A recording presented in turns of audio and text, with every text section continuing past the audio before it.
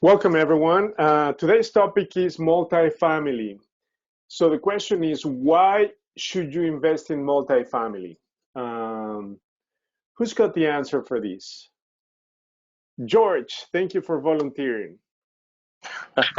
No worries. You know what? Multifamily, it's a way to scale up faster.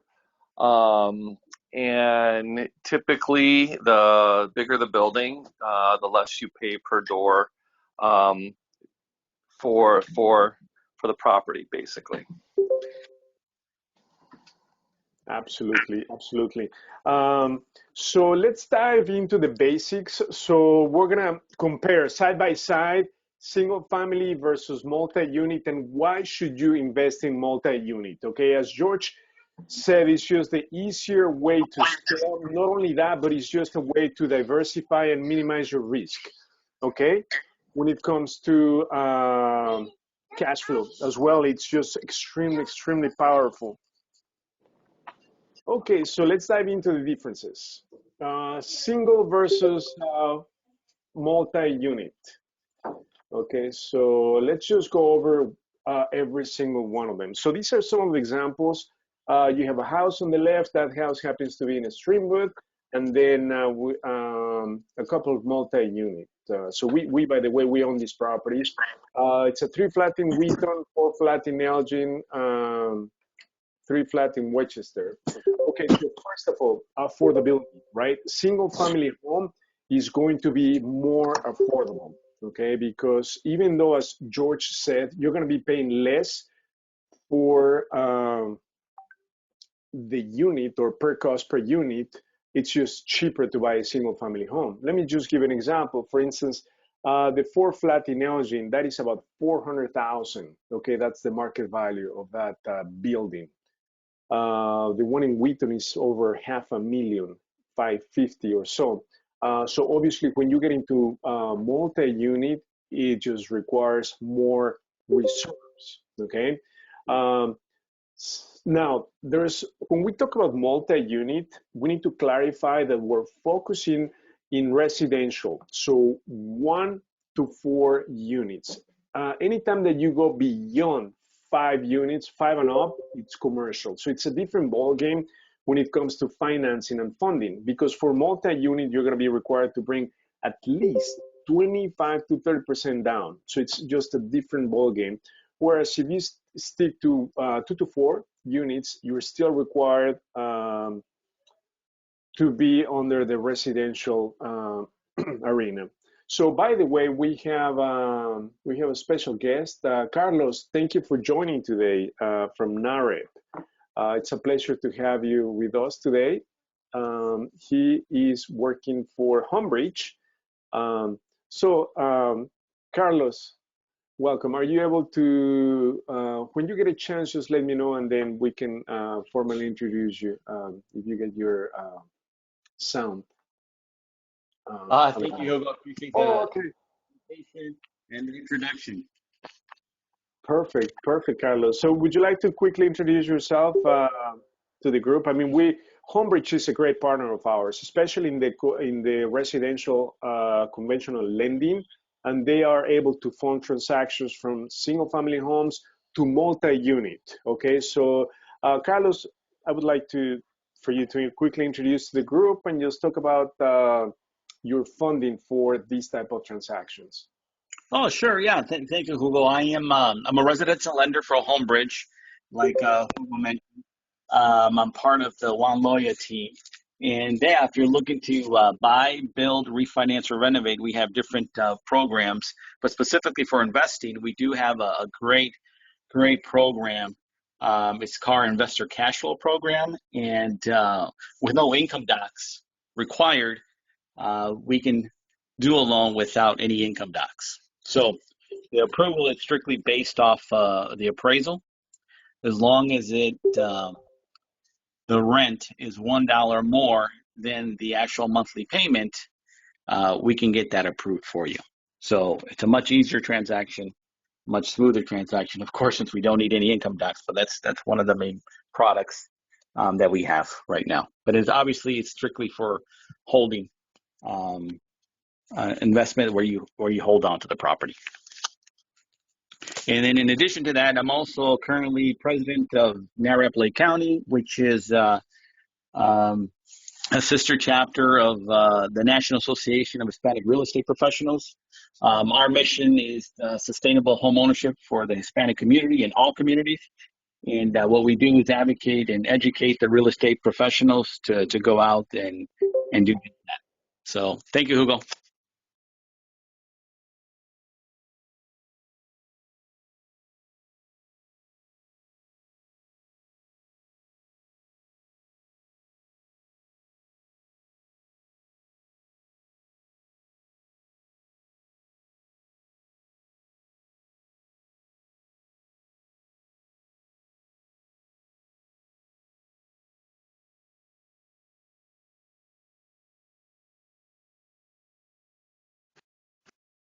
You said rent $1 more than the rental income?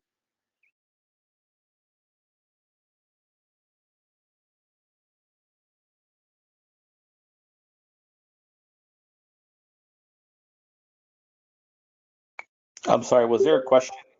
I think I can't hear you, Hugo. I don't know if you can hear me or not.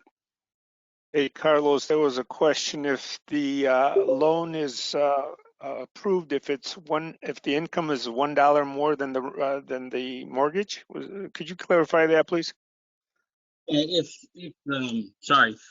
the rent on the subject property is $1 more than the actual monthly payment, the principal, interest, taxes, and insurance on the loan, we would approve that loan. So what we're going to do is get a rent analysis for that subject property, and once that comes back, and if that rent payment that the appraiser suggests is $1 more than what the actual monthly loan payment is going to be, yes, we would approve that.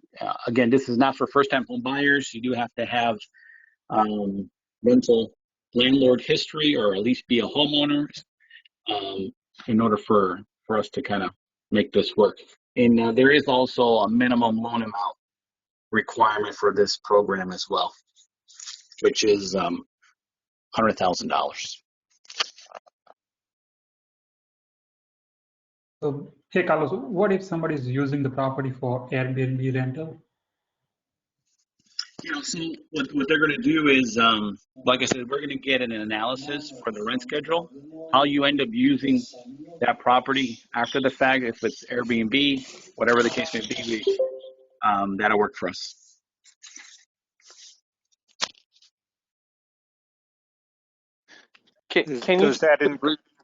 I'm sorry, go ahead. Does that include the loan? Does that include home improvement, or is it just outright, purchase? Will there be payouts if it's home improvement? Will there be some payouts, or is it from the time you take the loan? There is just this is strictly it's like your traditional loan, 30-year mortgage. We won't provide any money to fix the property, if that's your question. Yes, so thank you for clarifying. Can you just clarify? So this is for any size property that's over 4 units, or is it any property that's like commercial or an LLC that you would do this type of loan product, and then it's 75 or 70% LTV that you're looking for? Thanks for asking that question. This is strictly for a residential property up to 4 units. Down payment requirement would be 20% down. More if the credit is worse, but minimum down payment for that is 20%, and it's strictly for 1 to 4 units. Can you also verify, or can you give me a range of like I know interest rates went up again today, but like a range of where you're at on the rate?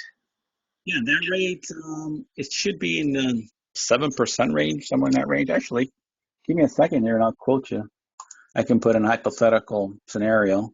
I'm at my desk right now. Okay, and you said that the loan amount has to be at least $100,000, correct? That is correct. Okay. Give me 1 second here. Are there any points for the refinance to do this loan? Do you do like 1, 2 points or 1.5? Yeah, it depends on the pricing for that particular date, but yeah, you can buy down points for a better interest rate. Absolutely. Okay. Let's just go with like a $400,000 loan. Bear with me just a few more seconds here. Sure. So I'm going to say $500,000 value. And this is a real-time live quote based off of today's closing. Debt to income ratio doesn't matter. Actually, it does.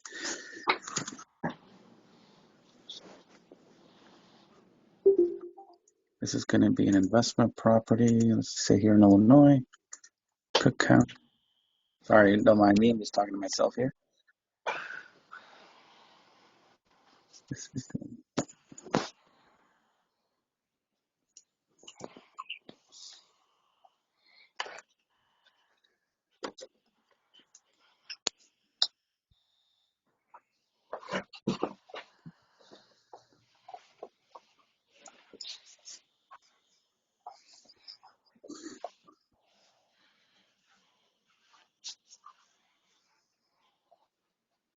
So, for example, today with good credit, meaning the credit score is 740 or better, that rate is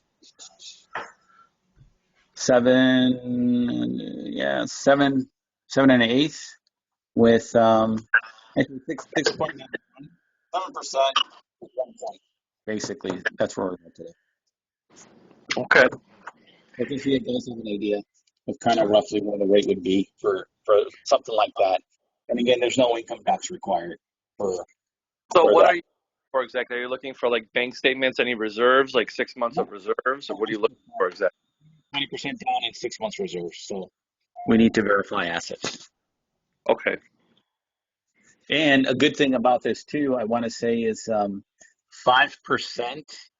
of, we accept gift funds, I guess is what I'm saying. Buyer's investment has to be at least 5% of their own money.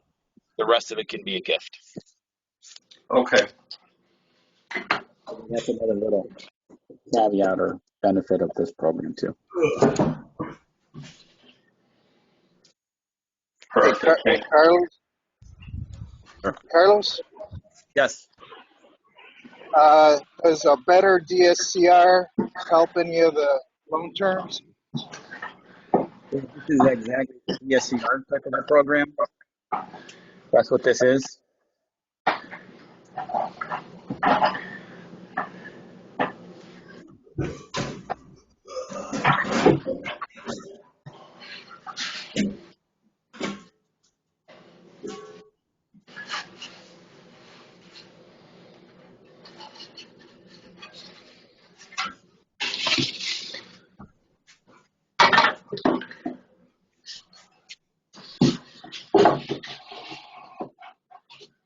Hey, George, you're still off mute.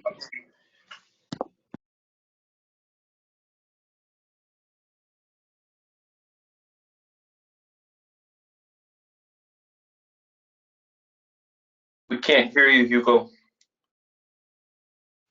Can you hear me now? Yes. Okay, thank you, George. Hey, Carlos, when you get a chance, can you please post your contact information via the chat so people get in touch with you? Sure, absolutely. Thank you.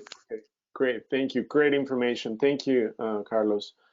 Okay, so let's continue. Let's talk about appreciation. Single family homes are going to appreciate faster, and the reason why is because supply and demand. So there is a higher demand for single family homes due to home ownership pride, right? So people want to have or own a single family home versus living in a multi-unit. Okay, that is why they're going to appreciate faster. Um, are you going to get better tenants via single family homes versus multi-unit? Absolutely. So you're going to get better quality tenants in single family homes, and this is due to home pride ownership. Okay. Not only that, but you're going to have less of a turnover. In multi-units, you're going to have a higher turnover. So tenants tend to move a lot quicker, okay? If you're lucky, you might end up with tenants staying there longer, which is, the best option. As far as exit strategies, in real estate, you have three, right? So you buy and hold, you fix and flip, or you wholesale. So when you have single family homes, you're going to be able to wholesale faster, easier than, for instance, a multi-unit. And the same applies for flip, right? And this is, again, due to the higher demand of single family homes versus multi-unit. To flip a single family home is going to be quicker than a multi-unit. Rental income, this is where multi-unit totally takes over, right? So when it comes to cash flow, you are going to be making a lot more money via multi-unit. Okay, first of all, you're paying less money per unit. Therefore, your cash flow will automatically be higher, but there's always an exception to the rule. It all depends on the building, because some buildings, guess what? The landlord is going to pay for gas, right? So there are going to be some common utilities that the landlord is in charge of. So we're going to evaluate those hidden operating expenses that typically crush your cash flow. So when analyzing multi-units, not every single multi-unit is going to be amazing, right? There are going to be some multi-units that they just don't make any sense because of their high operating expenses. And guess what? These are hidden operating expenses that oftentimes investors oversee, okay? So we're going to dive into those examples. Next, vacancy. When you have a vacancy in a multi-unit, it doesn't hurt as much versus having a vacancy in a single family home, because single family home, pretty much the tenant is paying for your entire mortgage. Whereas in a multi-unit, a vacancy doesn't hurt as much. Like for instance, in that property that you see on the upper right-hand corner, the 4-flat in Elgin, the tenant moved out mid-April. We were able to rehab the property in about a week's time, and now it's for rent. We've gotten so many interest in the property. We already have, today we got like 4 or 5 applications, and we have maybe no less than 15 showings scheduled for that unit. So a vacancy does not hurt as much as if you were to have a single family home. So now we're gonna dive into some formulas or some terms that you must be very familiar. These are very simple concepts, but you have to have them like the back of your hand, because when you talk multi-unit, you're going to need to know these inside out. Okay, the first one that you're going to need to know is the net operating income, so or NOI. It's the rental income minus operating expenses. Okay, so now your income is going to be obviously the rents. Some multi-units are going to have common laundry that it's going up. Therefore, you're going to collect laundry income. So that's part of your income. Some multi-units, you might have garages that you might be able to rent out separately. So that's also considered rental income. Then operating expenses. Operating expenses are the expenses that you're going to incur to be able to run the property. So here you have insurance, taxes. That applies also for single family homes. But listen to this, when it comes to multi-unit, these are the hidden expenses that single family homeowners take it for granted. You're gonna end up paying for, in some multi-units, gas. So you have a furnace that pretty much serves the entire building. So you're gonna be in charge of paying for gas, whereas in single family homes, you don't pay for gas, right? That's exclusively tenant's responsibility. Water, single family home, the tenant pays for water. Multi-unit, you pay for water, okay? Then you also pay for common electric, okay? So you have the halls, perhaps front and back entries, all stairways, you're gonna pay for that. In single family home, you don't pay for electric at all. What about garbage?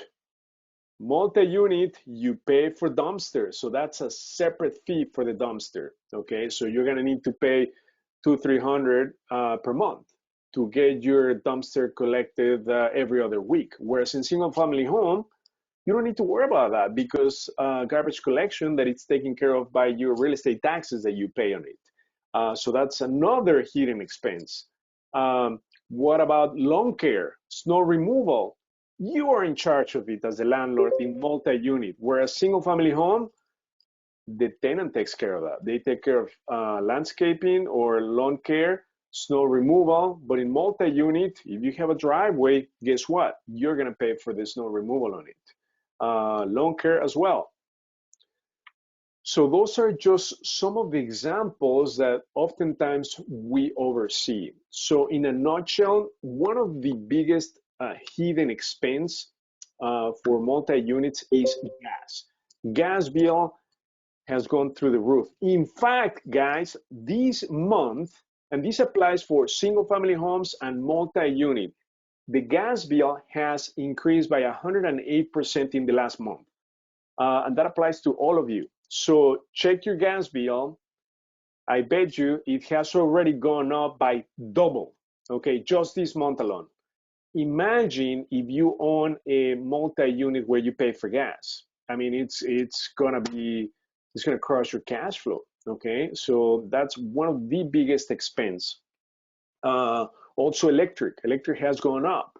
And it's harder to go solar on multi-unit than in single family homes, okay? By the way, we're gonna schedule a webinar on solar panels because that's just the new trend to save quite a lot of money, okay? But we'll have a different discussion on that. Now let's move on to the next ratio that you need to understand, cash flow. Okay, this is the most important ratio that you need to understand. So you need to have your net operating income minus your mortgage payment. So that's gonna be, as we talked about, the NOI minus your principal and interest. This is how you need to analyze multi-units. It's all driven by cash flow, okay? And we're gonna go over some of the examples. And then you're gonna have your cash on cash return. Okay, this is, I would say, the second best ratio that you need to look at. So you have your cash flow per year divided by your down payment, okay? Anything over 15%, it's an awesome return on your cash invested on the property. And finally, you have the cap rate. This applies mostly to commercial, okay? But I just wanted to bring this up so that you are aware of it. In residential, 2 to 4 flat, it's not as important as it is for commercial. In commercial, this becomes one of the most important ratios or that you need to be aware of. And it's the NOI, net operating income, divided by the purchase or market price, okay? And we're gonna briefly explain cap rates. So cap rate is, in a nutshell, the return on the investment. And this is going to be driven by location, by neighborhood. Okay, so the better neighborhoods will have a lower cap rate than the more distressed neighborhoods. So distressed neighborhoods are gonna have a cap rate of 7 and higher, okay? Whereas like top A neighborhoods, the cap rate is gonna be less than 3.5, okay? So it's just based on location. Next, let's go over the cap rates by areas, right? So this is what I was mentioning earlier. Distressed neighborhoods, D neighborhoods over 7%, and really, really good neighborhoods below 4.5. Okay, so these are the standard cap rates that you should be expected to make. But again, this applies mostly for commercial. Now, let's dive into the analysis of some real life examples of properties that are on the market, okay? So now I'm gonna switch over to a spreadsheet that we created to analyze multi-unit, okay? So I'm gonna go over each of the pieces of information that you have to be aware of when analyzing multi-unit. And this is super simple, okay? let's start purchase price. Okay, as we said earlier,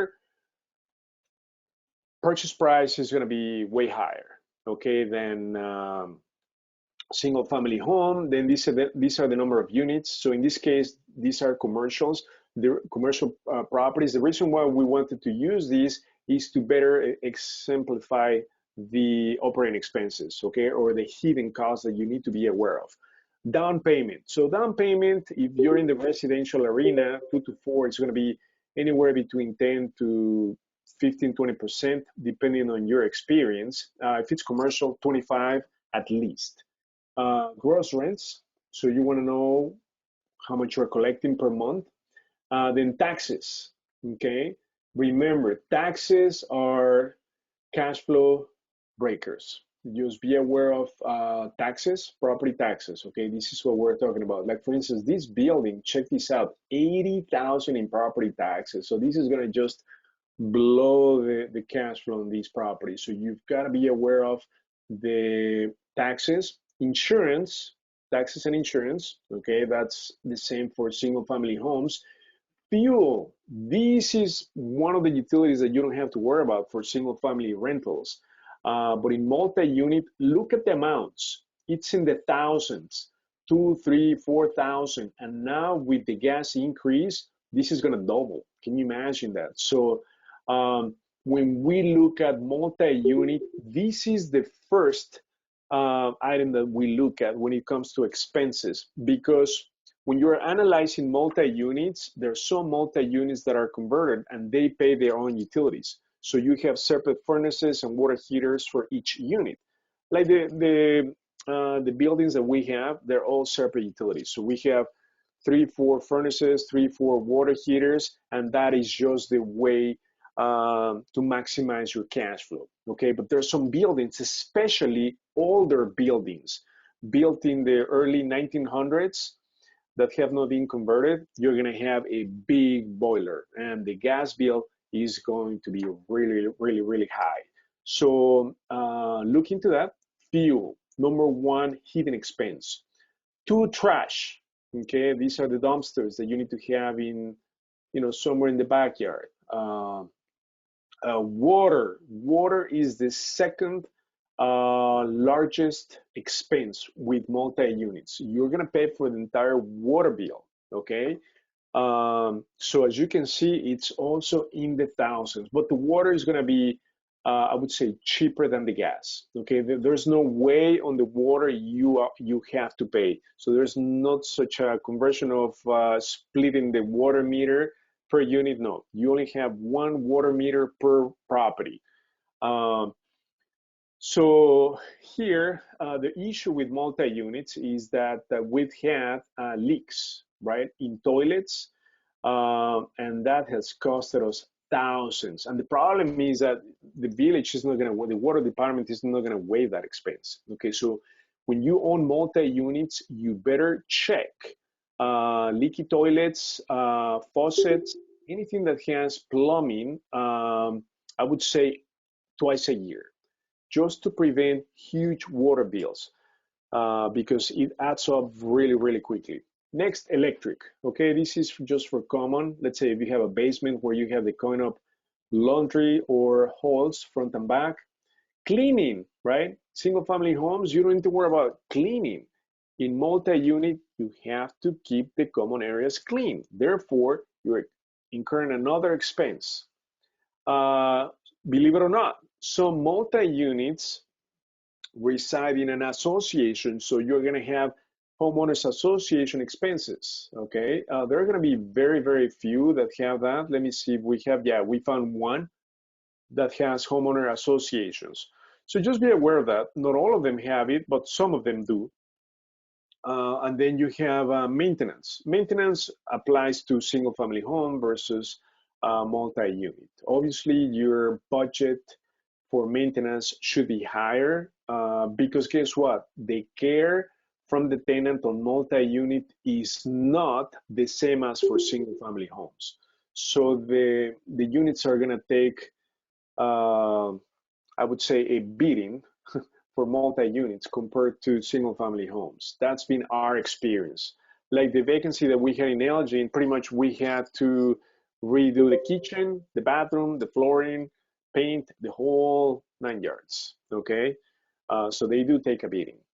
Now, this is something really, really important, property management. As you can see, every single building seems to have property management, and if they don't, you've got to make sure that you have a professional property management company doing it for you. This is something that you do not want to take on multi-units. You never want to do property management or self-manage your units because, again, that's getting phone calls in the middle of the night. Then you've got to be on top of the tenant landlord ordinance, security deposits, ordinances. You've got to be on top of rent collection. What if they're late? Are you going to be sending 5-day notices? Are you going to enforce late payments? Are you going to be able to renew the leases on time? Are you going to be able to increase the rent once the lease expires? Too many moving pieces. It's so easy to get hung up into the property management, so you never want to do this for multi-unit. For instance, some single family homes that we've done everything on the property, we've taken on the management of them. But for multi-unit, even if we have them in good shape, we always hand them over to the property management. Secure Pay One. We use Secure Pay One, okay? Because we want to make sure that we have a protocol that we follow every single time consistently. When the tenants are late, meaning after the 5th day, they need to be sent a 5-day notice. They need to be on top of lease renewals. They need to be on top of security deposits. I mean, too many things that you need to be aware of. And since you have a higher turnover in multi-unit, you better be on top of every single thing in detail. And again, guys, we are investors. We're not property managers. And this is one of the worst jobs that you can possibly have. It's just headaches. Dealing with tenants, I never want to hear from them, okay? I love investing, finding deals, getting them funded, rehab, rented, but I never want to hear from them, okay? So they don't even have my cell phone number. Some of them, we just go through our leasing agents, and then I just talk to the leasing agents. So that's how we like to have it, for privacy, and let the professionals handle the property management. Super, super important. So now you're going to add them up. Okay, so your operating expenses in multi-unit are going to be pretty big. Okay, so now net operating income. Remember what the formula is? It's your rents minus your operating expenses. So this is your net operating income that we're going to be using throughout to compute the most important ratios. So now that we have the net operating income, so net operating income is your income minus your operating expenses, right? However, net operating income, remember, does not take into account your debt service, meaning your principal and interest, okay? So now we're gonna compute principal and interest. The way we compute the principal and interest is, so we take the purchase price minus the down payment, and then we multiply that times the interest rate divided by 12, just the monthly principal and interest, simple interest, okay? And then we're gonna have since we're gonna be using yearly ratios, we just multiply that times 12. So we need to understand our yearly debt service, okay? So again, these are gonna be some of your main pieces of information. I'm gonna highlight these green, okay, because these numbers are going to be used throughout. Okay, so here we go. So the net operating income and your debt service, okay. Next, cash flow. Now we're talking. So what's your cash flow? Your cash flow is going to be your net operating expenses, your NOI, minus your debt service. So this is your true cash flow for the entire building per year, okay? So this is the ratio that we truly care about, your cash flow. And then we're gonna divide these by 12, so by 12 months. We wanna know our monthly cash flow per door. So we're gonna divide this cash flow by 12. So I want the monthly cash flow and divided that by the number of units. So here is my most important ratio. I'm gonna make this pink. Okay, so it's gonna be how much money you're gonna be cash flowing per door per month. So as you can see, 200, 100, 134, 270, right? So what's a good cash flow to have? You need to aim for 250 and up. Anything higher than 250 is good, okay? In some of them, you're gonna have even less than $100. So you may wonder why. Because your operating expenses are too high, your taxes are too high. That's what's killing cash flow, okay? And some of them are gonna be really high.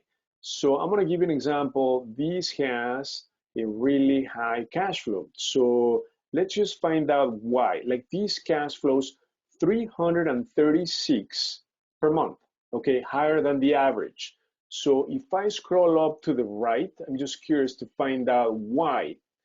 And check this out, fuel. So this is the row we're looking at, okay? I'm gonna highlight these so it's easier for you to see. So fuel is 0. So what does this tell you? This tells you that they have split the furnace and the water heater. So the tenant is in charge of paying gas for this particular unit. You see, that's really, really good.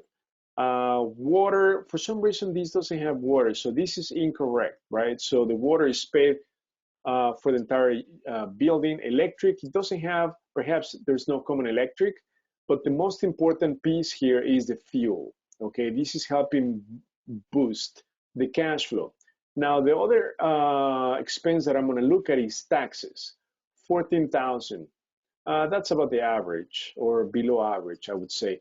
But you're gonna see that every property that has great cash flow, oh, in fact, I highlighted the wrong column, it's 17. But again, the ones that have the higher cash flow, guess what? You don't pay for fuel. That is the common or the secret, right? If you want to cash flow nicely on multi-unit, guess what? You have separate furnaces. And that's what we have in our multi-units. When we buy multi-units, we're so big into that because otherwise they don't make any sense, okay? The ones that you pay for gas, it just totally kills the cash flow. And now that gas has gone up by twice as much, forget it. Okay, so that is the cash on cash, the cash flow per month.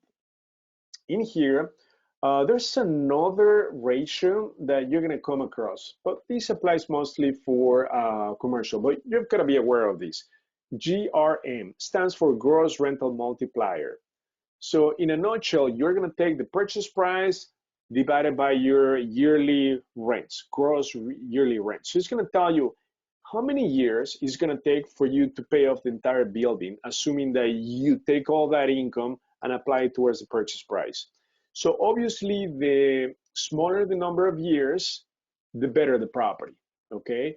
So you're gonna see that the ones that cash flow the most are gonna have a smaller gross rental multiplier. So the smaller, the better.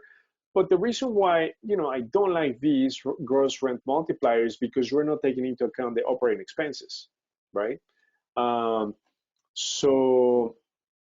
that's something for you to be aware of.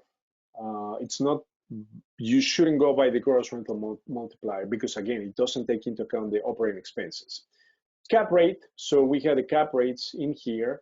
Again, they are not as important as for commercial, but the cap rate is computed by the NOI, net operating income, divided by the purchase price or market value of the property. And then we have a really, really important ratio, the debt coverage ratio, okay? So this applies for primarily lenders. That's what they care about, the debt coverage ratio. So I'm gonna highlight this in a different color. Maybe I'm gonna make it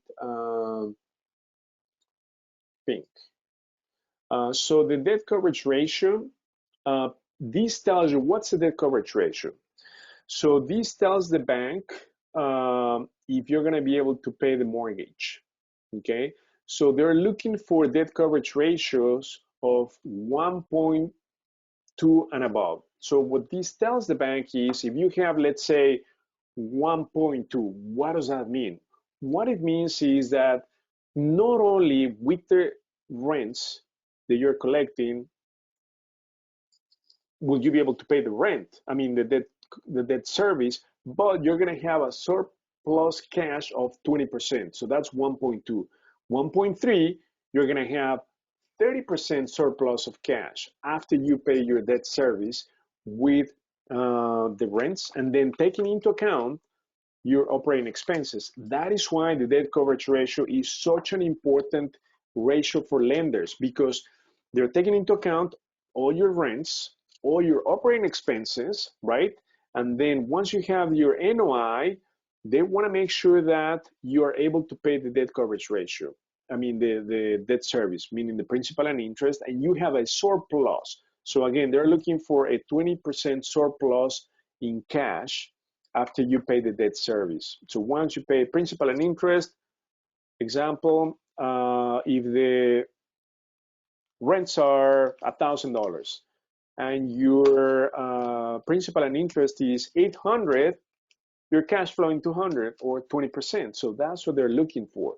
They want you to cash flow at least 20%. Okay. So again, debt coverage ratio, the higher, the better. So as you can see, there's no direct correlation between cash flow. Sorry, there's a direct correlation between cash flow and the debt coverage ratio. So the higher the cash flow, the higher the debt coverage ratio. So you're looking for debt coverage ratios of 1.2 and above. And again, this applies for both single family homes and multi-unit 2 to 4. Okay.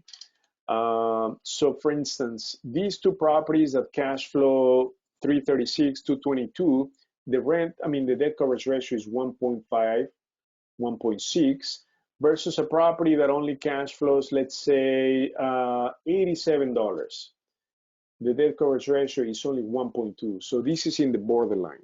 That is why you want to have properties or multi-units that are going to cash flow at least 250 and up. When you have that kind of cash flow, your debt coverage ratio is going to be good. So funding is not going to be a problem because this ratio applies primarily for lenders. That's what they care about. So you worry about having your cash flow at least 250 and the debt coverage ratio will just work amazing. Are there any questions so far in this? Yes, Hugo, it's George again. I have a question. You know how you had that chart with the cap rates, and then like A area this is the cap rate, the B area is about this is the range for cap rate. Do you have a general rule of thumb for when looking at buildings? Because again, we know that when you go up in the size of buildings, like more units, typically the price per unit comes down. So let's say if you're looking in A and B areas, what is the range target number that you're looking for to get each unit? So for instance, of course, everyone would like to get something for $40,000 a unit, let's say a 6-unit building for $240, but that would not be realistic in most likely an A neighborhood. It might be a D neighborhood that you could get something like that. Do you have any like general rules? Like when we look for single family homes, you look for anything that's typically under 200,000 if you're looking for cash flow? Absolutely. So great question. So we're looking to pay for sure less than 100,000 because if it was a single family home, we would pay a little bit more than 100,000 just for the purchase price, right? So for multi-unit, we want to pay anywhere between 75 and 100,000 per unit. Okay. In like an A neighborhood, you're saying, right? And then if you go to B neighborhood, B and A, absolutely. Okay. Yeah, absolutely. Yeah, that's correct. Yeah, you're gonna be able to pay less. So which is great.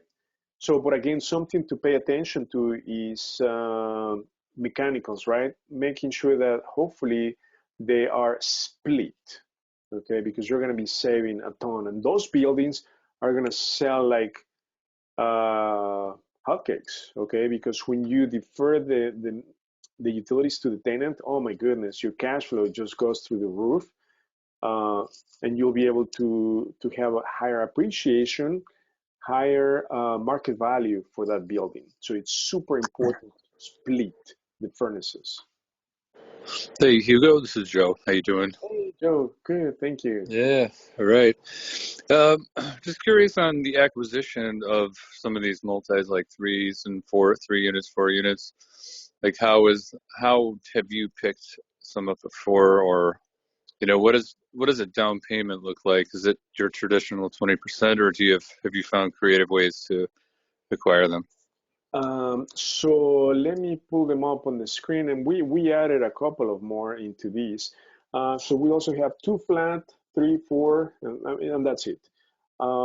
So it applies the same as a single family home. So if we have the track record, then we're putting 10% down, even if it's 2 to 4. Okay. So I personally love multi-units. I mean, I really love them. I like single family homes, but I love multi-unit because number one, the cash flow. Number two, you diversify your risk, right? In more units, so a vacancy is not as painful. So yeah, and the key thing for all these buildings is to have separate furnaces. That's been the key. And like for instance, yeah, the cash flow for sure, they bypass any single family home. Like even a two flat in Lansing, cash flow is close to $1,000. No, 1,100. Now we increase the rent, 1,100. I mean, it's just insane. Um, and then, so the purchase price and funding is exactly the same as single family homes. That is why we stick to 2 to 4. We don't go beyond, because once you hit commercial, forget it. It's 25% down. And then the funding is different. Whereas, yeah, picking multi-units, like for instance, we have on the line, let's get an example. We have Bipulsi, okay, on the line. He's got a 3 flat. So Bipulsi in Jefferson Park, right? You buy your 3 flat, you live in one of the units. So please tell us about the purchase price, how you got it funded, and tell us about your cash flow. Hi, Igor. So yeah, I purchased the building at 480, and the main purpose was to living in there because I was living in a rental apartment, and my first goal was to pay below my current rent. So that was Okay. I was aiming at. So it is a 3 apartment, and I used the FHA 3.5% down. Okay. So I only put down 3.5%. Whoa. And then did you renovate the building, or was it in, for that price, I'm sure it was already in living condition. Oh, it was in living condition, but the basement rent was 800. So I What are just the put the rents? Let's talk about the rents. so rent for 1 unit is 1450. How many bedrooms and bath? All has 2 bedroom, 1 bath. 2, 1. Okay. The second unit, Yeah, the basement is going for 1200. that's 2, 1. Yeah, 2 1. And then where you live is a 2, 1. Yeah, yeah. I think Okay. because the one I'm living, I added a new kitchen, so I think it can go for 1600. Okay. Okay. Perfect. So are these under market rents, you believe, in Jefferson Park? I would say so. Oh yes, so because the first unit needs some rehab work, but the tenant was already living there when I bought the building, so I kept him as is. Because I know if we vacant the building, then I have to spend something to make it up to the market. So I just Yeah. increased the rent for $50 last month. So Yeah. This is really low for that neighborhood. 1,200 is really low. So I'm estimating that you could easily get 1,550 per, for every single one, 1,550 at least. Let's say 1,500. So at least, if not 1,600 in that neighborhood. Yeah, I would say you can easily get 1,600. The market, the rental market is super strong. So this is an example, right? How much is your mortgage? It's 3,050. 3,050. Okay, so that's the principal, interest, tax, and insurance, right? So it's all escrow, correct? Principal, interest, tax, and insurance is 3,050. So if you think about it, guys, look at this. He is pretty much living for free. I mean, if he gets this rent to what it should be, so he needs to increase his rent for sure. Maybe you need to do a kitchen or update something in the unit, but you should be able to increase this to at least 1,500. And guess what? So Vipulsen is paying maybe you would be paying 100, 150, maybe 200, as if you were, renting. I mean, so this is really, really good. So you are like rent free. Now let's talk about your utilities. Are you paying? Do you have separate utilities? Yes. Perfect. So each unit has a furnace and a water heater. Yeah, and I have laundry, coin laundry. Coin So laundry, perfect. for the You water have bill. common electric, I suppose. You have Yes. a separate meter. Do you have a dumpster that you pay for garbage? Yes. How much a month? I think it's $20.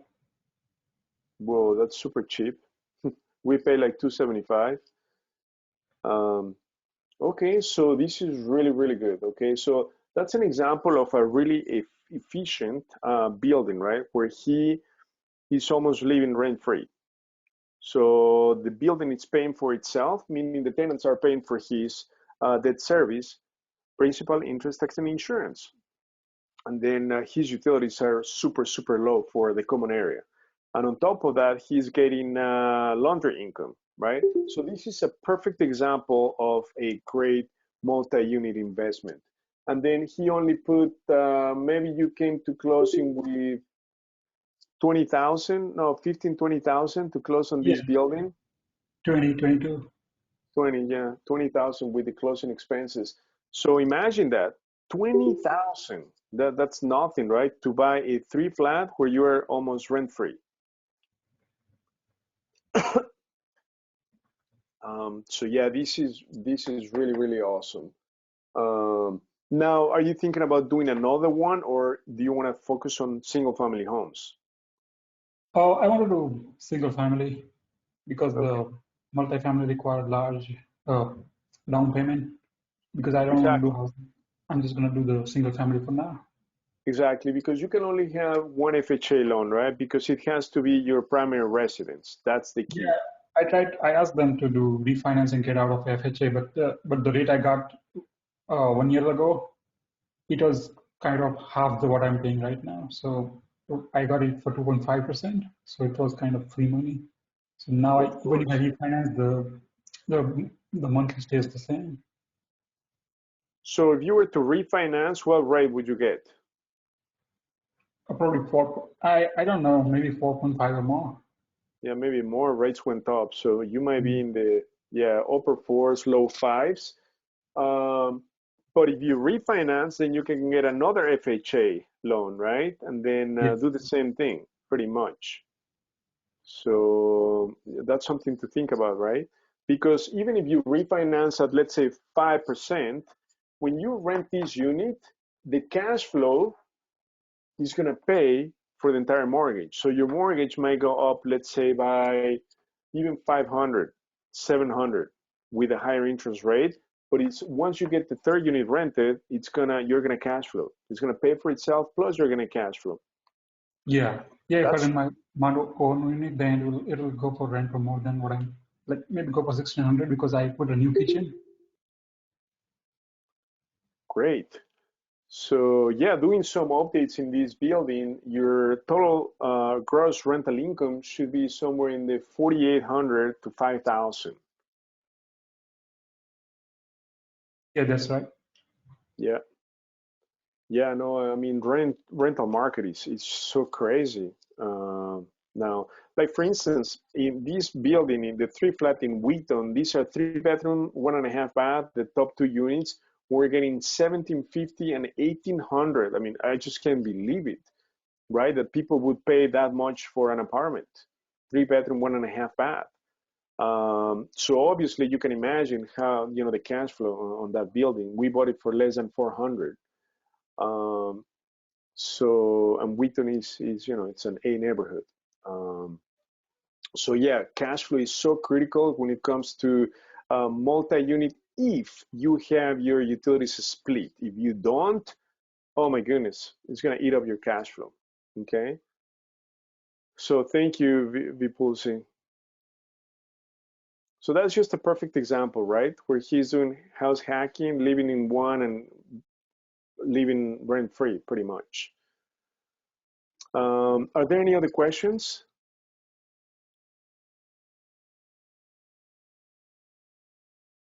Google, talk about CapEx. Go for it. Be my guest because you already bought a couple of multi-units recently, right? Yeah. So give us your examples and thank you for. So, yeah, one of the numbers that I use when analyzing the multi-units is a CapEx. Of course, if I go into the higher amounts, and more than four, then one of the things you look for is, well, how long is the equipment gonna last? How long is that roof gonna last? So one of the things that the banks also like to see is that you're putting money away from the rents into capex, so capital expenses, because eventually you'll need a new boiler, you'll need a new roof, and it's good if you're putting some money away, as opposed to if you own a building for a long time. 10 years, 12 years can pass by really quick, and all of a sudden, you know, your property might be in need of all these things, and you didn't put the extra money away. It's like that. You don't have to worry about so much about refinance. If you go to refinance and your property is in that condition, it might be hard to get the financing also. Absolutely. No, that's a great point. Like the properties that you're buying that are multi-unit, do you have a single boiler or do they have separate utilities? The 6 unit that I bought has just one boiler, but everything else is separate, the electric and the cooking gas. So it's just for heating. So at the end of this month or beginning of the month, then we'll shut that off. Right. The 4 units though, they have separate furnaces. They're separate utilities. Okay, that's great. Yeah, but capex is I was saying important. It's something to figure it, and I saw what you were doing, and that's something else to figure in there. And also in acquisition of the bigger properties is also good to sometimes. And what some people don't realize is, you're going to get lots of credits, and you can ask for credits for repairs. You can get creative and ask the seller to hold back maybe 10% for a few years, etc. And you can actually end up buying a multi-unit with almost no money out of your pocket. I did one, 3935 West Cortland, when I bought that one years back, and I couldn't believe it. I closed on it with $2,500 on a 12 unit. So that's how the numbers can work for the bigger ones, but you got to make sure you have a good cash flow. And reserves. So when you bought that property, you were asking about the roof. Do you know before you purchased that property how long that property was built? Because I don't know, some properties, they have 10 years for the roof, and you need to figure out that before you make the purchase, right? Is this Elena? Is No. that Elena asking the question? No? Okay. No, the no that the roofs on 3 of the buildings I bought were just recently done. One year, and the other ones had like 2 to 3 years. So that was a good thing for the properties that I got. Um, but still, I mean, because they're in the type of neighborhood that Hugo was talking about, where it's more like CD, then then of course the buildings need some upkeep and and that's what I'm doing now. I'm just trying to take care of all the different things, um, and turn off all the little fires that the city has. And we try to stabilize it and try to get the rents up. So I mean, we had apartments at like $600 for a 2 bedroom, and yeah, they're paying their own utilities and everything, but I'm like $600. So right away, the first thing I did to add value to the building, um, you can add value by repairing and updating them, but one of the easiest ways to add value and to increase that debt coverage ratio and everything that Hugo was talking about is just, of course, raise the rents, because the rents may be way too low. And some people are paying the same rent for 10 years, you know. And so, well, heck, you raised the rent $200. That's what I did. I'm moving out. Okay, go ahead and move, and maybe you rent it for maybe 250 more. but but so out of maybe 10 rents that we raised, we had, you know 2 people moving out, one that we wanted to move out, and another one that didn't even talk to the property manager and just assumed, just took off. But everybody else took it pretty much okay, because they know that the rents that they were paying were murder. $600 for two. That's too low. But even at the low rents that I bought, see, when you look at a building, um, and you analyze it, and if you're already buying it at a price where even the low rents make sense, and you have, like a cash flow of like $3,000-4,000 at that low rent, imagine, you raise $200 more now, you can, it's $2,000 more a month for 10 units, you know. So there's a lot of the multi-units are really interesting, and then you can start building up like that. I used to own a 34 unit, a 60 unit, a 36 unit. Those are different, but some of the other, and then they come with a lot of different things. It depends if the building has corridors, or if they, you can enter from the front and then go out on the other side, and they have porches. There's different inspections. There's inspections from the fire department, from, not just the city. Inspection from alarm companies. It's a lot of, it's a different monster. So when you do the numbers, you really got to see if you're going to make money, because if not, then it's better to let somebody else manage it. And we're talking to one of our members that's on the call right now, and like he was saying, maybe this is the time to really start looking into the A and B area, and like you said, Hugo, maybe 75 to 100. Yes. It's not a bad idea, because you're going to have that better quality tenant, and also, when things get hard, tough, in a lot of different areas, those people will most probably be able to continue to pay you rent, whereas opposed to maybe the C and D, it's going to be a lot harder for uh, for those people to pay their rent. And of course, like you said, we're investors, we're not property managers, but we're also not social workers. or, Absolutely.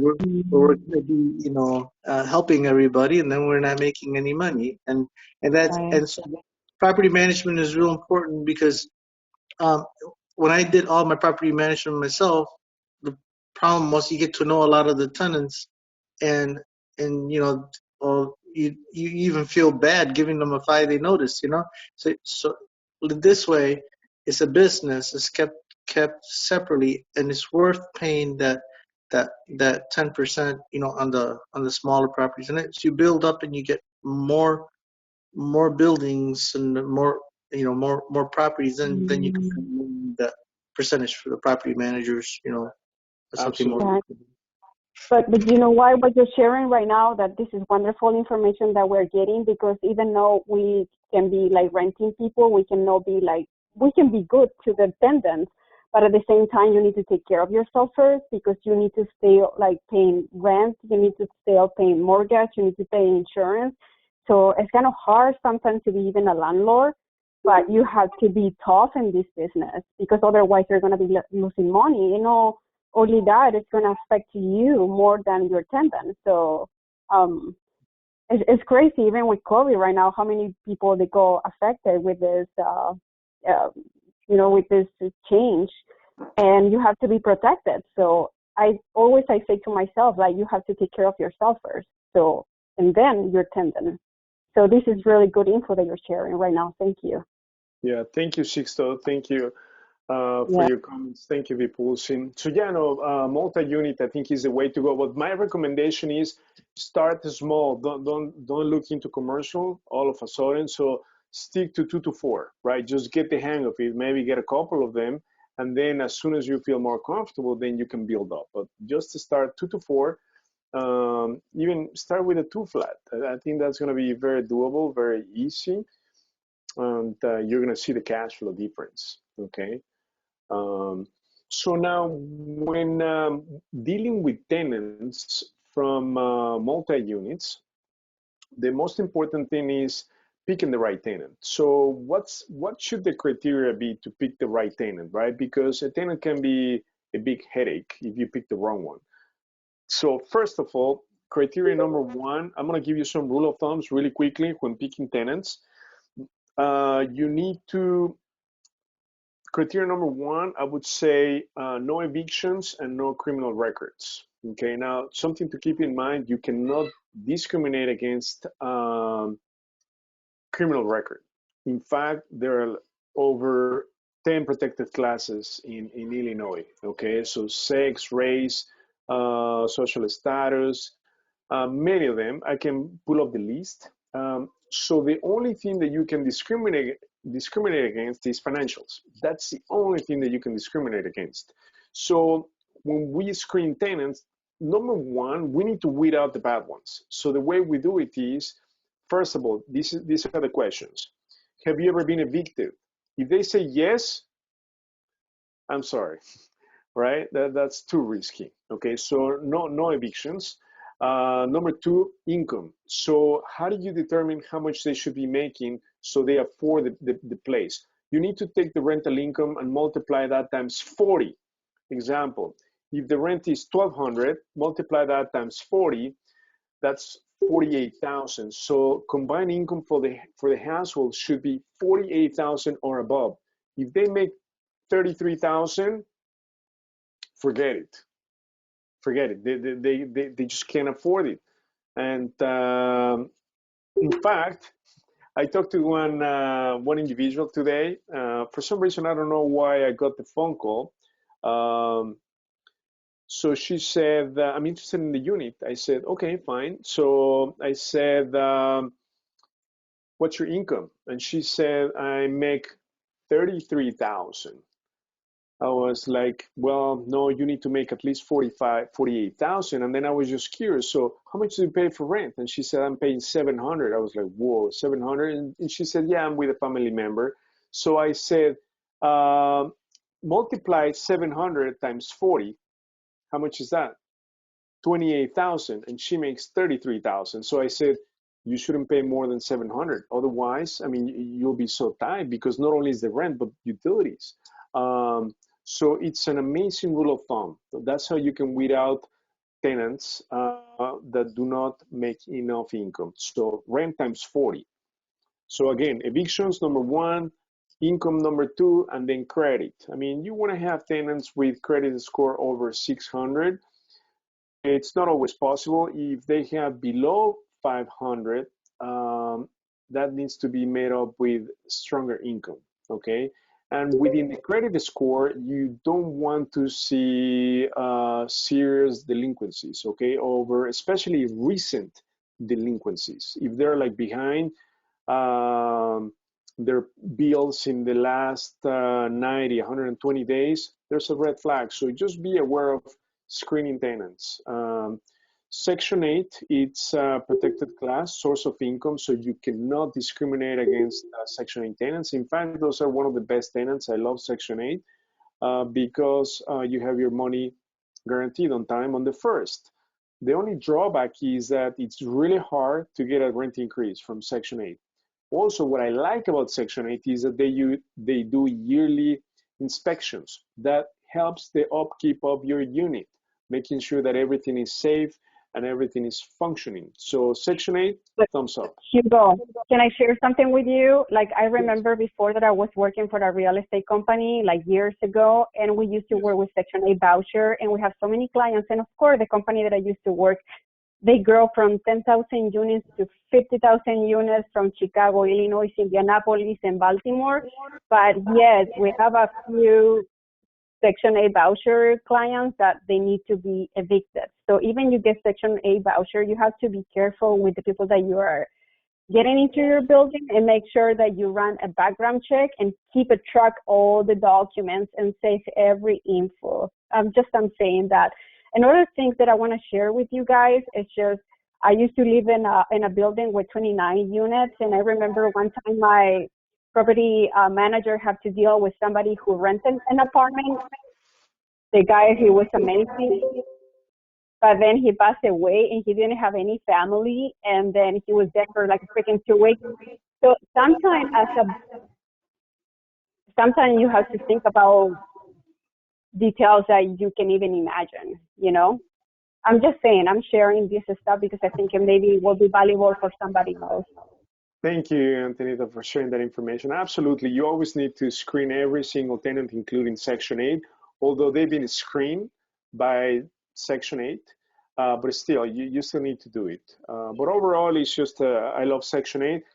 I'm going to tell you the problem that I found with Section 8. I like them. I like the voucher. We fill out the paperwork, but the issue is that they need to inspect the unit, and they're going to get an inspection sometimes 2-3 weeks out. By then, we have already rented the unit. So I feel bad for them because oftentimes we just cannot wait for them for the inspector, the caseworker, to schedule the inspection. So that's a little bit of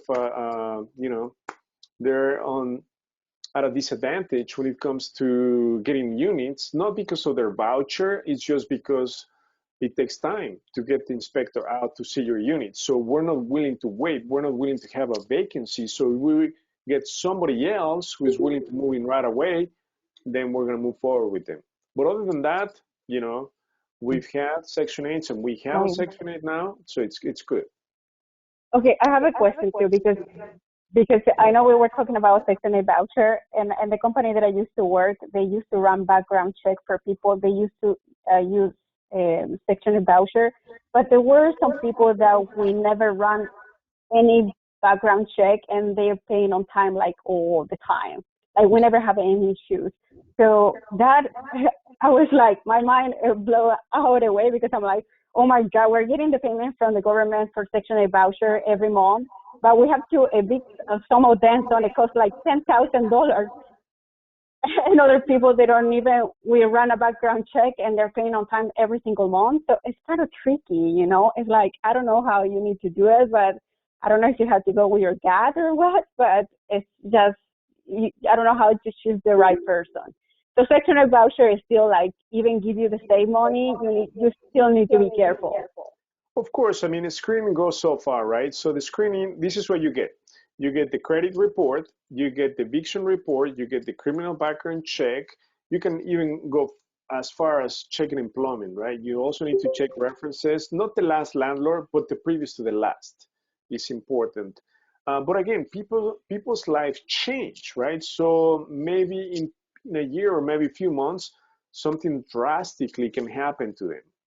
Like we've had tenants, right, who have losses in their family, so things go really stressful financially, emotionally. But we work with them, okay.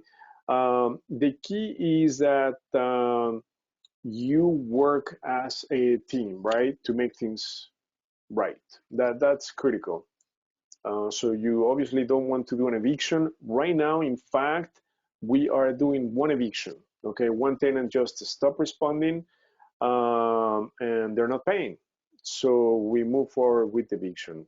So we're very aggressive when it comes to that. We don't wait.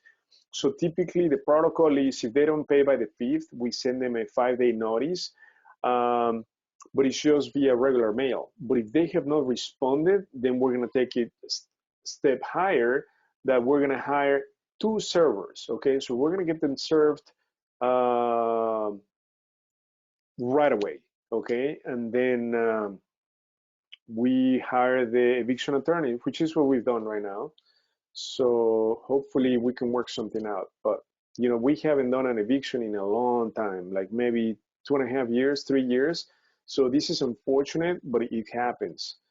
So yeah, you just need to be aware of it. Sometimes there's nothing you can do to prevent them because people's lives change.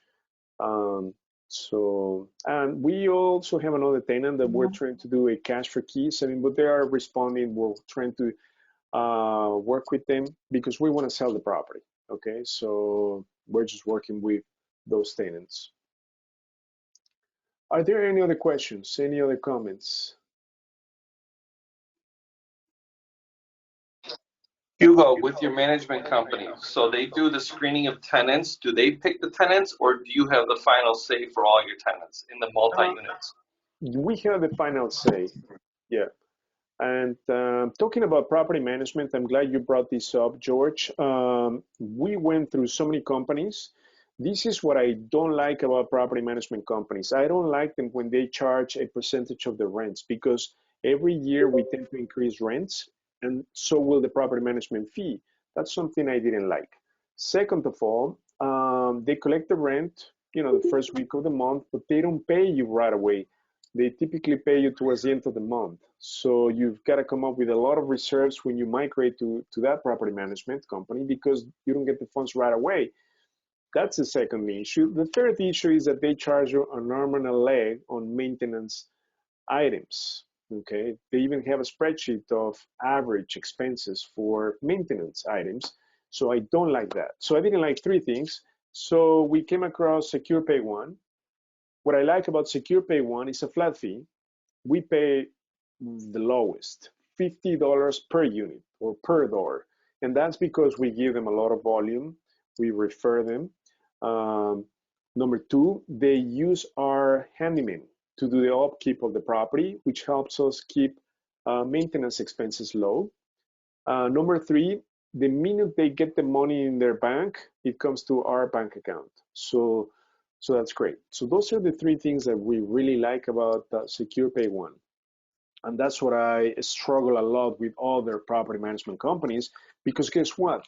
The revenue stream is not in the 8 to 10% they charge you. The revenue stream comes from the maintenance. I mean, we were being charged an arm and a leg for maintenance, and that's where they make their revenue. Not so much on the 5-10%. That's peanuts to them. So Hugo, you are sharing this info that you already have like a property company that you really like. How many years this company been in the business, and for how long they've been working with you? We've been working with them for the last, I would say, 3 years, and they've been in business for, I would say, 5-6 years, and they were recently bought by a nationwide property management company. So they're great. You know, they follow protocols. They When a maintenance expense is greater than 250, you know, they notify you.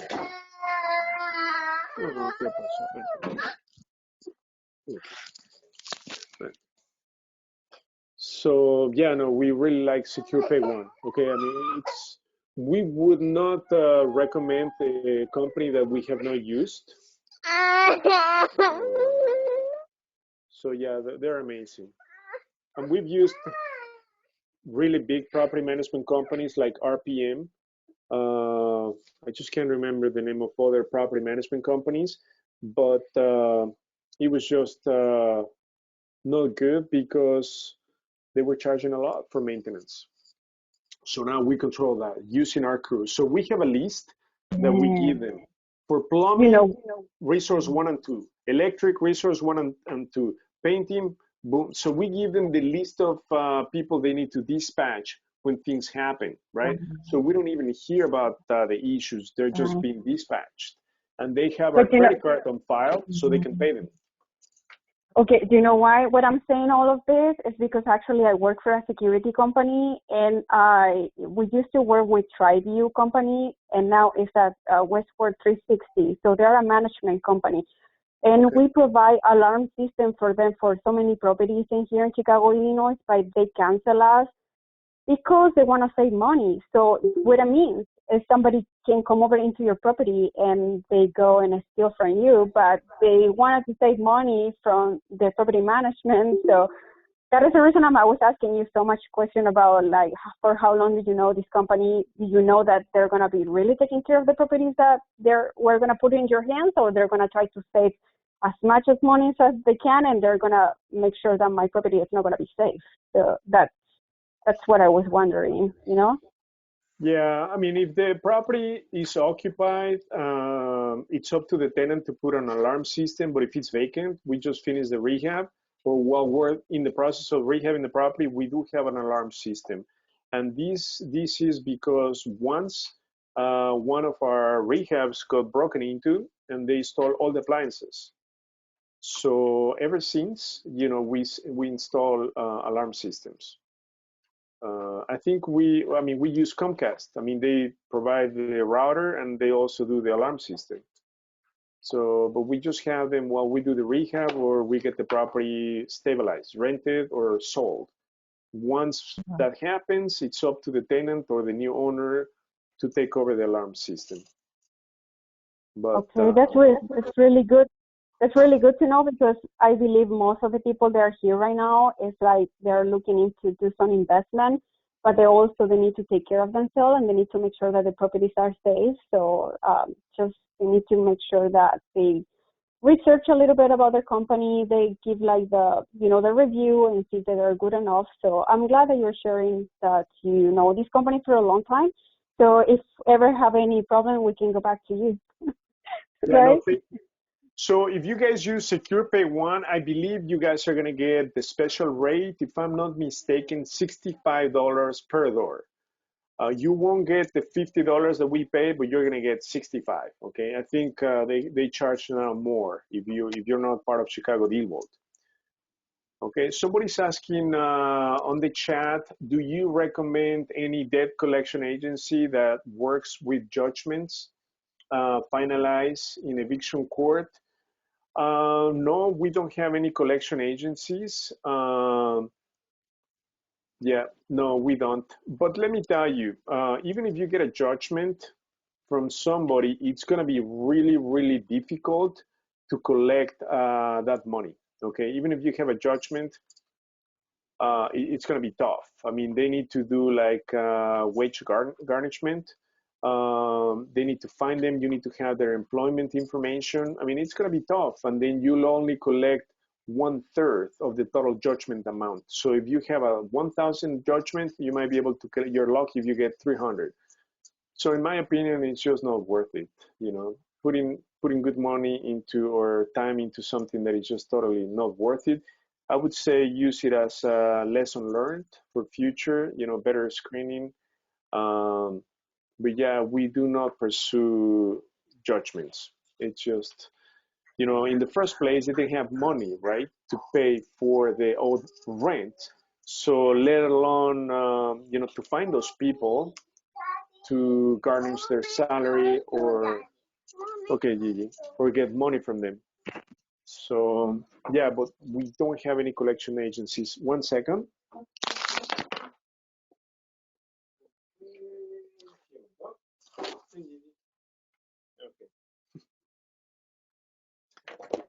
So great questions. Are there any other questions?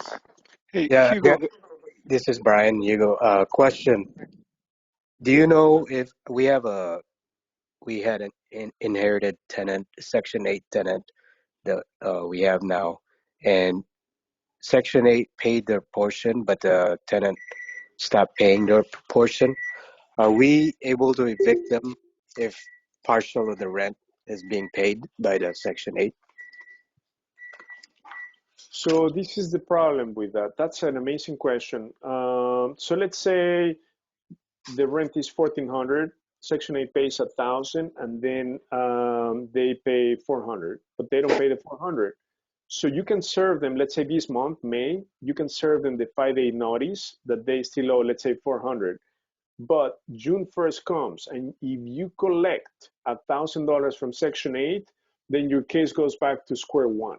So you would need to not collect any more money from Section 8 because Section. Okay. Yeah, it resets the clock to 0. So you would need to notify Section 8 that there's a pending proceeding case for an eviction, and they will stop the payment. Okay. They actually, I called them last week, and they said that I told them that they had not paid their April portion. So based on Section 8 rules, that if a tenant is not in good standing, that they will take the voucher away. So basically, for this month, that we didn't get paid both Section 8 and the tenant. But last month we got the Section 8 portion, but we didn't get the tenant portion. So I called the attorney that you gave me. Oh, James, yeah. Yeah. So the problem we did was we served them actually 30-day notice, April 8th. Yeah. Oh, so he said we cannot file until June 1st because they have to start May 1st till the, because it was after the 1st. Right. Is that accurate? I wasn't sure if. Yeah, Okay. no, that's accurate. But the thing is that you notify Section 8 that the Section 8 authority that your tenant was behind, right? So that's why they stopped. Correct. Yes. Yeah. So they were not in good standing. I see. So Hugo, do you think it's possible in this case that he can get the payment from the insurance company if he have one, or no? No. Renters insurance No? will not cover. No, renters insurance will not cover. No, that. I mean that if something was to happen in the unit, let's say it got on fire, then you have loss of rent. That's one of the benefits for having renters insurance. Yeah, in that case. But if a tenant is behind, no. But in this case, the insurance should be covering that the tenant didn't pay at on time, or no? No. No. Okay. No, that the insurance will kick in if something happened to the unit, like some sort of damage, water, fire, some sort of damage that the tenant needs to move out. Then at that point, it's loss of rent. So then you're going to get paid. But if the tenant is still living in the property, no, the insurance is not going to pay. So in that case, how much? What's the portion of the tenant, Brian? 380, and Section 8 was 700. So it's actually below market here in Elgin, because typically for a 2-bedroom, 1-bath should be around 1,200, 1,250. But yeah.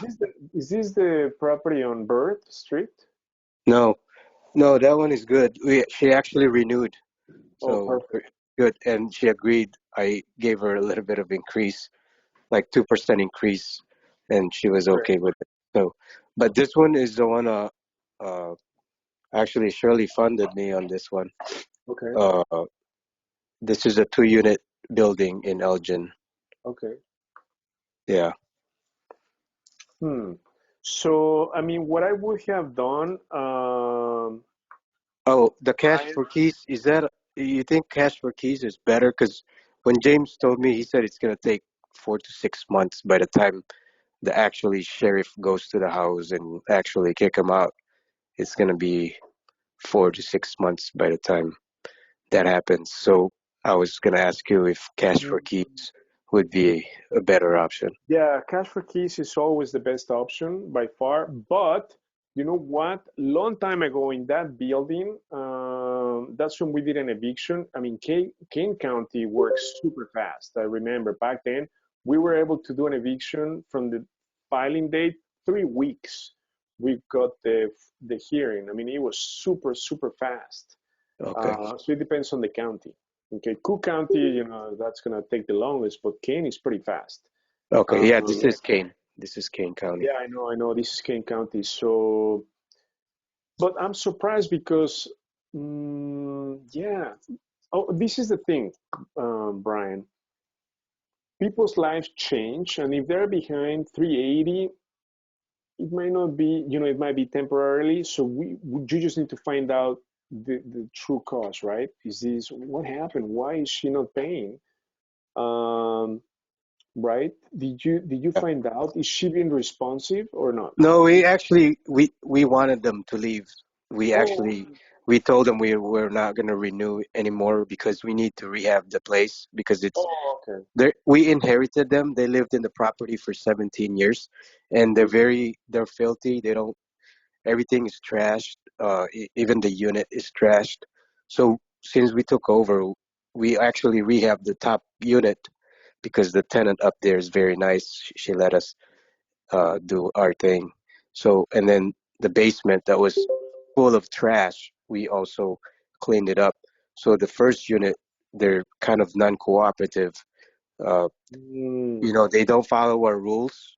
So we Okay. told them we're not extending anymore. We're not renewing, or they're month-to-month lease. So we told them we weren't gonna uh, sign them up. So that's the time they decided they weren't gonna pay because they said we can't find anywhere to go. Uh, and actually, we got into kind of a heated conversation or argument, and they said no, we're not leaving. We're like, okay. Yeah. So they, yeah, 380 is such a low, and we told them we need to increase the rent because we need, we're gonna update the unit and we're gonna increase the rent, and they refused. So they actually wouldn't allow us to go into the unit to at least, like the bathrooms always have plumbing issues. Like the unit is just filthy. So that was the reason that and because we're going to do a cash out refi, I thought because that unit is not updated that we weren't going to get the highest value possible for the cash out refi. Of And course. in that reason, I haven't even filed the cash out refi yet because of them being there. He's not gonna praise. Yeah, they won't even let you go in the property. So Uh, is that was the other question I was going to ask you. If they refuse for the appraiser to go into the unit, would that affect it, or yeah. because it's the same identical upstairs, the floor plan. If we tell the appraiser, hey, it's the same exact thing, but they won't let us go in there. So Yeah, the appraiser, it could go either way because the appraiser is gonna ask you about the condition of the unit downstairs, okay, right? So if he peeks through the window or, he sees sort of the condition, it's gonna affect your appraisal for sure. okay, Yeah, that's a problem. So So Hugo, one of the question it is because you tell this gentleman right now that he should not ask for the Section 8 voucher, which it was like 380 or 700. yeah, I don't know how much. 380. Yeah, yeah. 380. Okay. So how long is going to take the eviction to remove these people? Maybe he still need to be getting these $380, or he'll need to just stop, like not receiving any more income. You cannot get any money. You cannot get any money. But yeah, in the first place, okay. I was confused with Brian's case, because if somebody's behind 340, I mean, you can wait for them 3-4 months. It's not a big deal. But now I understand the reasoning behind Brian's, right? Because when is your loan due? When is your? Yeah, June 17th is when the loan is due, and that's why we're kind of in the crunch to get them out, you know, and we still need to rehab it, and we've been working with them since we bought the building. We just told them, you know, we'll give you a couple months to find a place, and they just keep saying, no, we can't find any place. No, we can't find it. But they're, you know, they're stay home people. They don't work. They don't really do anything. They lived in the property for 17 years, so they're very comfortable. And before, the previous owner, he didn't even care if they pay their portion or not. He was happy to get the $700 from Section 8. Right. So maybe he had a lot of equity, or it was free and clear. So now I understand now what's happening. We are in a similar situation, Brian, than you are in this other property. But we told the tenants right up front, you know, we bought the property and the intention is for you to move out. We fix it up and sell it, but we're working with them right now. So because the most important thing for us is for them not to trash the place and to keep paying rent. So it's going to take longer, obviously.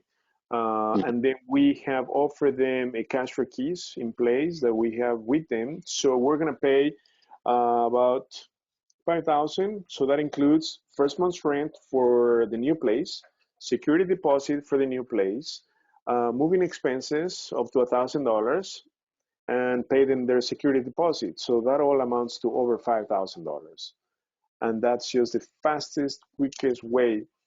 Right? How much did you buy the property for, or what's the loan amount? 120 from Shirley, but we bought it for 184. So me and my partner actually had to put up our own cash of 68,000, and then Shirley, no, I'm sorry, 64,000. So plus closing costs and all that. So it was off-market deal. We bought it direct from the seller.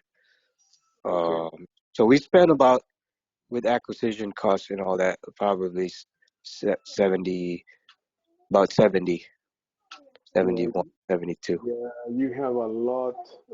So we have a lot of money tied up in the property, and that's why we need to. The building will probably appraise around 300. 300. Yeah. Is this in East or West Elgin? East. 60120. But it's a nice brick building. It's one of the big unit. It's like 1,200 square feet each, so about 2,400 total. What's with a garage.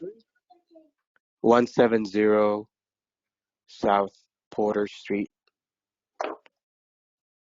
60120. Okay. Okay, this building in the corner? Yes, it's right in the corner, and it's got a 2-car garage. It's a really nice building. Yeah, it looks pretty nice. Once we get it all fixed up, it's really nice. It's got a full basement. That's actually before the previous owner had it rented as well. It was so like how many people are living in that building? 3 of them? So in the first unit, it's supposed to be a mother and son and a grandson. Okay. However, I think the son is a drug dealer, so he has got other people going in there. The traffic is very, very high traffic. People are in and out, and they constantly have people sleeping over or probably living in there. And that was the other reason that we don't want them there, because the drug dealing and just constant people. They smoke, even though we told them you no longer can smoke. They still smoke. It's just one of those headache. So So when you purchased this property, the people that were already living in there, or you took these Yes. people over? Oh, Yes, okay. the people living in there for 17 years. So when you took over this property, did you run a background check on them, or you just let it go? No, no. We just took it. We just thought, we can handle it. We'll So, just so you didn't even look into documents. You didn't even no. look into like nothing. Well, actually, we did. We asked rent roll, and the previous owner, he didn't really care. He's like, either, No. I mean, I don't care about the owner, but I'm talking about you. Like when you purchased this property, did you run a background check of the people that are gonna be living with you? Did you check the income that they were receiving? Did you did that for yourself or no? no, we didn't do Okay. very good due diligence. No, But and then this is why we got a good deal, right? Because we didn't yeah, of care what course. the condition of the tenant. Otherwise, he was going to put it on the market for 240, and that was his initial number, was 240, and we got him down to 184 from 240 because of all the stuff that was going on. So Yeah, the property is worth the value of the problem of getting rid of them. yeah, Especially if they got the extra income coming in from the drug dealing and they still can't pay you the 380.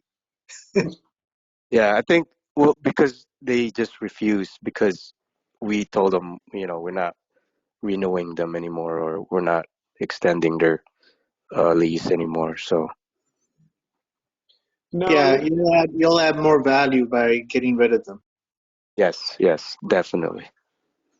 now, mm, they don't know your personal where you live and any of your personal information. I mean, these tenants, Yeah, Brian. because it was on the contract. Yeah, So they do.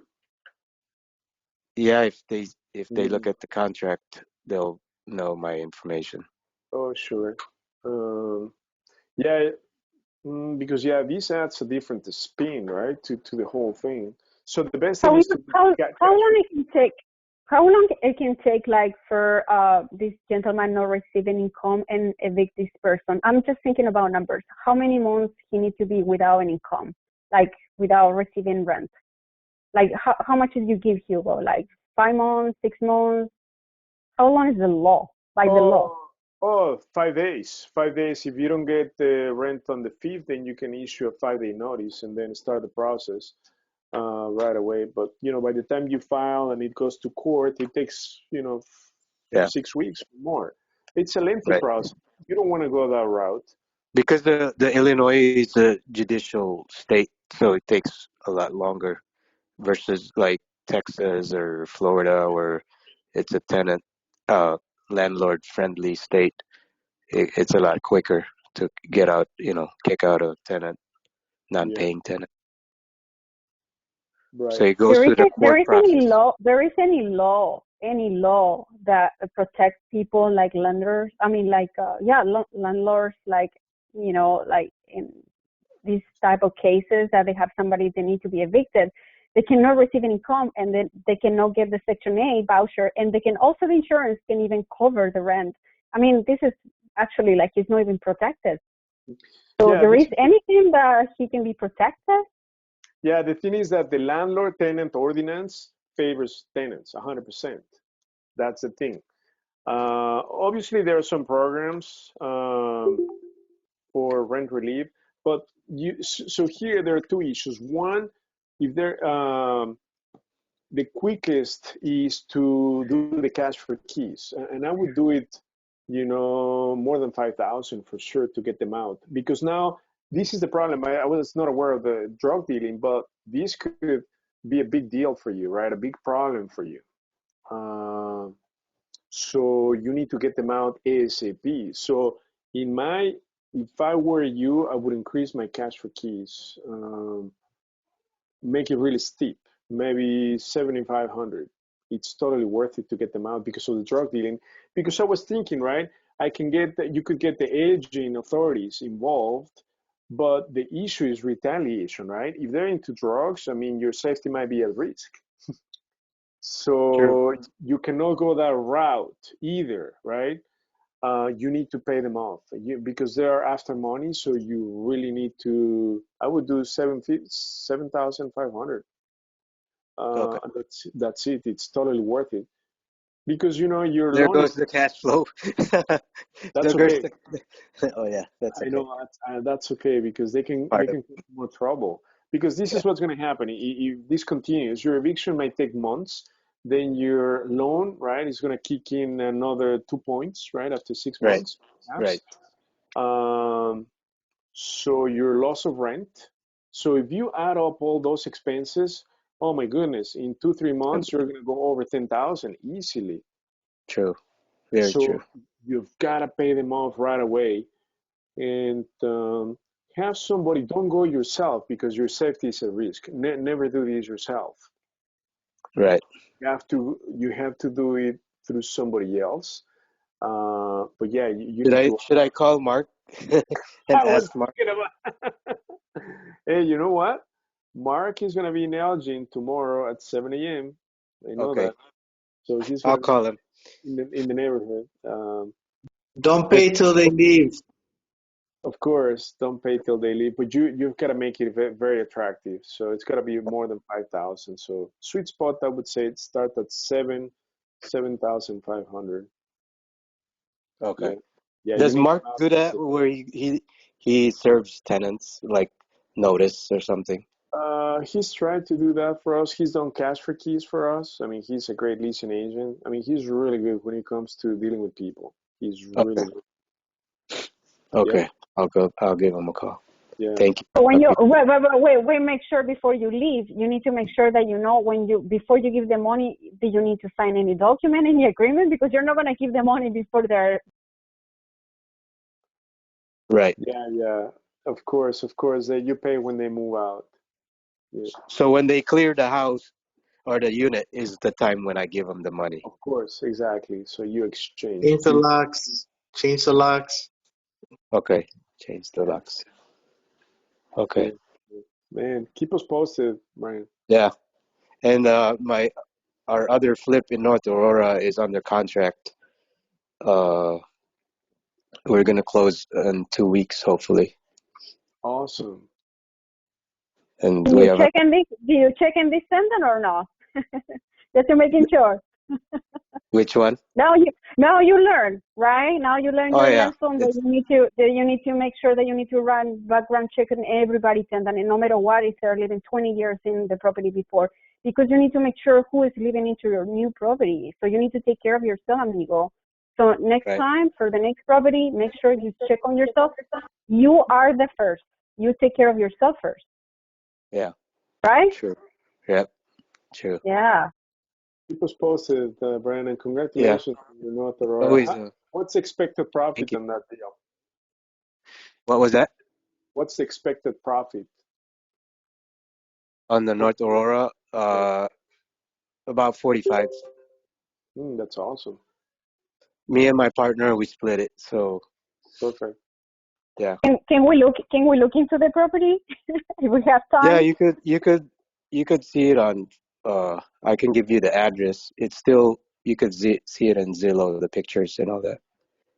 Can Hugo check in there? I know that he might be busy, need to go back to his family, but thank you so much for your time and helping everybody get to know all this information. You are the best. Thank you for all what you're sharing. So we're learning so much right now. This is really good info. Thank you. We No, thank appreciate. you, everyone. Thank you, everyone. If So, you Hugo, I if do have a question in regards to something that's called an RD program, which is the property is located in a USDA Rural Development Low Income Housing Program, and it's basically rent control. Is that something you would attempt to go into if the numbers look good, or would you kind of stay away from something like that? yeah, that's okay. If the numbers make sense, it's okay. That's critical. Even if they control the rents, that's okay, but the numbers need to make sense. So the key is to getting the deal for the right price so it cash flows. Even if they control the rents, as long as you get market rent, to not exceed whatever they stipulated, and the numbers make sense, by all means. Thanks for that. Appreciate Oh, it. my pleasure. Anybody else? Any other questions?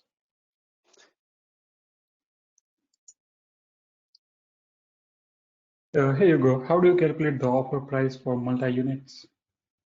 How do you, what's the question again? How do you calculate the offer price for the multi-unit?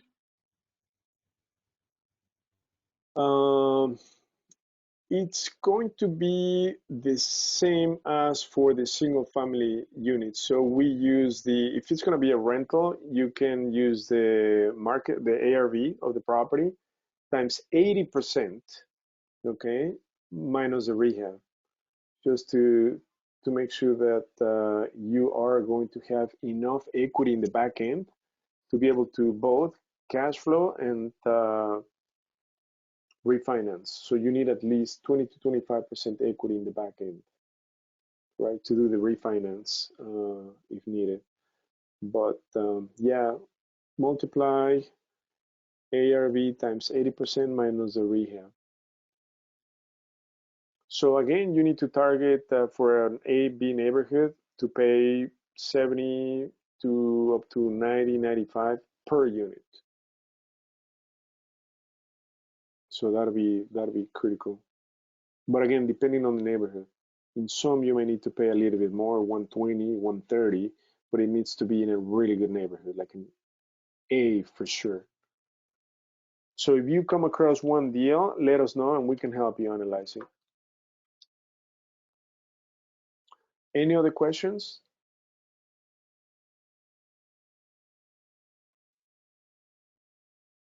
Oh, I wanted to share the address for the North Aurora Oh, if yeah, you guys of course. see the Yeah, of pictures. course. What is It's it? 16 North Grace Street, Grace, Grace, Grace Street, North Aurora. GRA. Grace, Grace. Yeah. So this one, we got it off market deal. This was from a wholesaler, my brother, Chester. We bought it for 210,700. Rehabs 52 fives. And we're under contract initially 350, but because of inspection leverage, they were able to discount 7K from us. So 343 is basically what we're gonna be end up selling it to once Wow, we this gave them property looks really good. a $7,000 credit, but How long did it's it take okay. you to the rehab? Total was 8 weeks. That's pretty good. We had a This couple property weeks include this off. property also include like a parking or no? What was that? If the property include parking. Yeah, it has a really deep driveway, and it's got a 2.5 car garage towards This the is a back. pretty property. It's It's a virtually it's a staged. tri-level. It's got a we refinished the hardwood floor on the second floor, which is the bedrooms, and then the What do you basement. use? What do you use hardwood floor and no vinyl? Like which is cheaper? So What is the the first reason? the we used LVP for the first floor and the basement, but the second floor is a hardwood floor. We bought them from Home Depot. For Why you choose to spend so much money in a rent property? oh I'm sorry. This for the flip. You're gonna sell for This a is the flip. flip. Okay, Yeah, we're selling the okay. house. Hey, Brian, we would like to invite you to talk about your rehab this week because we're doing a rehab palooza for us. Is that okay? Will you have time to set up a meeting and talk about it? When is it? We can schedule it with you anytime this week so that you talk about and we go over the details of the rehab. Okay. Yeah. Perfect. And Brian, did you use a GC for that, or did you guys do it yourself? Me and my partner. Actually, my partner is my contractor as well. So we got into the deal. We actually bought a few properties together, and we're rehabbing it. We have one more in Elgin that we're working on now. And then we have another property in Algonquin that's sitting, waiting for us to get there. So it was kind of like the one in Algonquin was from the MLS. It was listed for 110. We offered 90K cash, and there were multiple offers, but they took our offer, 20K less than asking. Nice. Yeah, we got lucky on that one. And then the house in Elgin that we're rehabbing now was an off-market deal. It was driving for dollars. I was just driving down the street and I saw there was a garage sale sign. I stopped by the garage sale, looked around, asked the owner, "Are you gonna sell your house too?" She's like, "Yeah." And then we just started talking. It Nice. took about a month or a month and a half before we agreed on everything, and then we just paid him off. So that was kind of lucky as well, because same thing. She had 3 other people that actually contacted her, but she ended up going with us. So Awesome. Yeah, we'll be reaching out to you, the team support, so we can schedule. We're doing a rehab palooza this week. We're going over rehabs, time frame, budget, and so forth, all the details. So thank you, thank you. Brian. Any other questions before we end the webinar on multi-unit? So enough for the questions, guys. Thank you for joining. Have a wonderful evening, and I look forward to seeing you next week, or if not this week, for the Rehab Palooza, many of you. So thank you, everyone, and have a wonderful evening.